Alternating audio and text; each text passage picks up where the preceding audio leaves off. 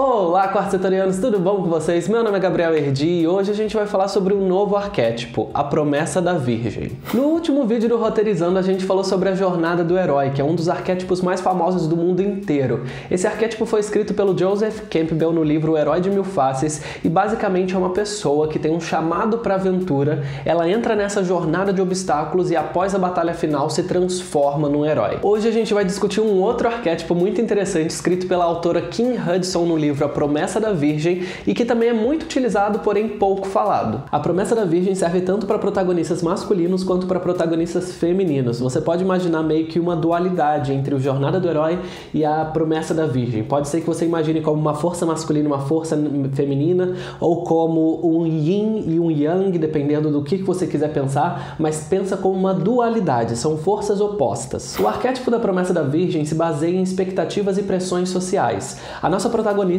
começa num mundo dependente, onde ela sofre bastante opressão e bastante coisas são impostas sobre ela, até que ela passa por uma jornada própria dela, em que ela sai uma pessoa mais independente, uma quebra de correntes, ela para de se preocupar tanto com as coisas que são esperadas dela. Por esse motivo é uma jornada muito mais considerada interna do que externa. Essa personagem não precisa sair numa aventura para poder fazer a quebra de correntes, ela pode fazer tudo isso dentro da própria cidade natal dela. Nessa dualidade a gente pode ver que o herói na jornada do herói é desafiado fisicamente, enquanto a Promessa da Virgem, a nossa protagonista nesse novo arquétipo, é um desafio muito mais psicológico e emocional. Mas vamos então aos beats dessa narrativa, dessa estrutura, desse arquétipo. O primeiro momento desse arquétipo se chama mundo dependente. É aqui que você vai mostrar como que essa protagonista sofre as opressões. Pode ser uma opressão da sociedade, da família, da escola, como que ela está sendo pressionada a seguir algum tipo de padrão. Segunda etapa é o preço da conformidade. Aqui você vai mostrar o que ela está abrindo mão para poder se conformar com os padrões. Lembra no início dos Incríveis, quando o Beto está trabalhando no escritório e aí ele está completamente deprimido porque não é aquilo que ele queria fazer?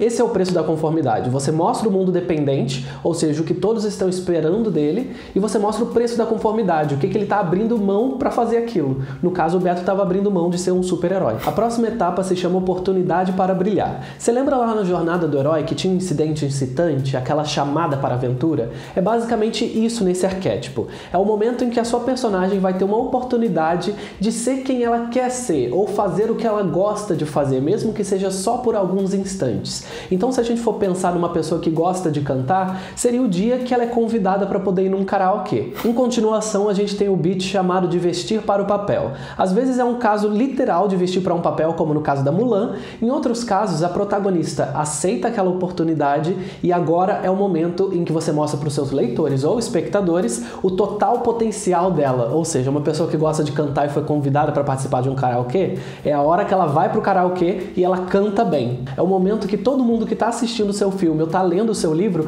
vai entender que, gente, ela foi feita para isso. Próxima etapa é o mundo secreto. Como o próprio nome diz, é o mundo secreto dela. Agora que ela teve um gostinho do que pode ser a vida dela, ela começa a balancear e conciliar dois mundos, o mundo dependente dela e o mundo secreto. Então, continuando com a história do karaokê, que eu acho que é uma forma fácil de vocês entenderem, é o momento em que ela vai toda semana naquele karaokê cantar, sem ninguém saber disso, seja a família dela, seja os amigos, seja a sociedade. Ela esconde de todo esse mundo dependente, esse mundo secreto dela. Outro exemplo muito interessante é ainda no filme dos Incríveis. Lembra quando o Beto e o Gelado começam a fazer perseguições policiais ouvindo num radinho, escondidos da família e de tudo mais? Eles estão lá, sendo super-heróis, mas escondidos.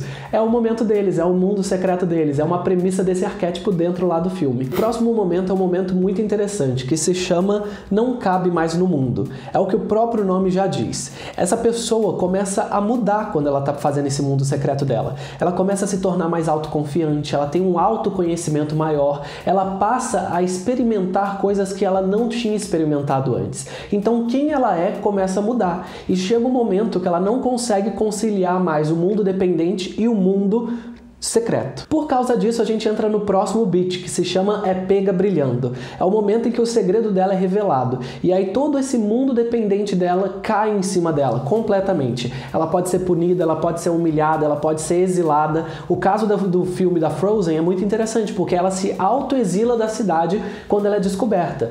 Então, esse é o momento para todos os medos daquela protagonista que ela tinha de, ai meu Deus, se eles descobrirem, o que vai acontecer? Tudo aquilo se torna realidade. E os piores medos dela se tornam tornam realidade realmente. Em conexão com esse momento, a gente tem um outro chamado deixar o que a mantém presa. Ela para de tentar fingir ser quem ela não é. Ela não aceita mais viver essa mentira. É o momento que ela fala, eu vou ser quem eu sou e vocês vão ter que me aceitar. Então, em conexão ainda no filme da Frozen, é o momento que ela tá indo lá pra neve, fazer o castelo dela e tudo mais. Ela decide ir viver a vida dela. Ela não vai mais aceitar toda a opressão que ela passava. Aqui é o clímax da sua história, porque ela teve que tomar a decisão de ou eu vou me conformar ou eu vou ser quem eu sou. Então o clímax não significa que é o final da história.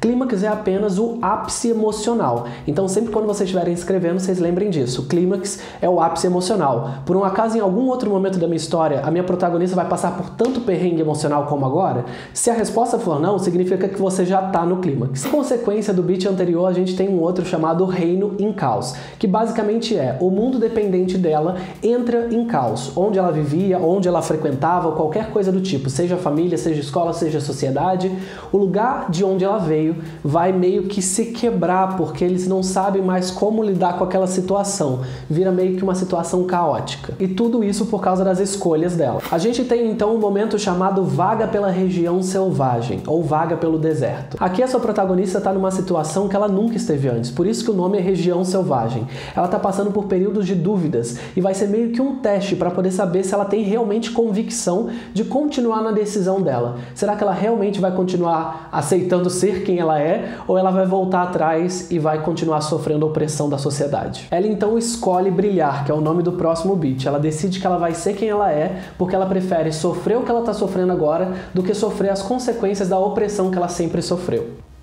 Fez sentido essa frase? Fez, né? É uma coisa bem pesada. Eu gosto dessa jornada porque é uma jornada muito mais psicológica. Eu acho que a gente se conecta muito mais porque todo mundo já passou por um período desse também. Assim como a jornada do herói é uma coisa que todo mundo pode se conectar, a jornada da virgem é uma coisa muito mais interna, é uma conexão muito mais emocional. Eu gosto disso, é coisa crua, emoção crua, essa palavra que eu queria. Por causa da decisão dela, a gente entra no beat da reorganização. É o momento que o valor dela vai ser reconhecido por todos aqueles que a oprimiam. Então, se fosse o caso da família, a família dela ia ver realmente o valor que ela tem sendo ela mesma. É o momento da conexão. Ela se conecta, ela com de onde ela veio. E por fim a gente tem um beat muito positivo chamado O Reino Brilha Mais Forte. Ou seja, depois de tudo que ela causou ali, que foi uma situação caótica e tudo que ela passou, as pessoas aprendem a conviver com a real natureza dela e por causa disso eles se tornam mais fortes de alguma forma. Então, por exemplo, Frozen, a Elsa passou a proteger o reino com os poderes dela, seria mais ou menos isso.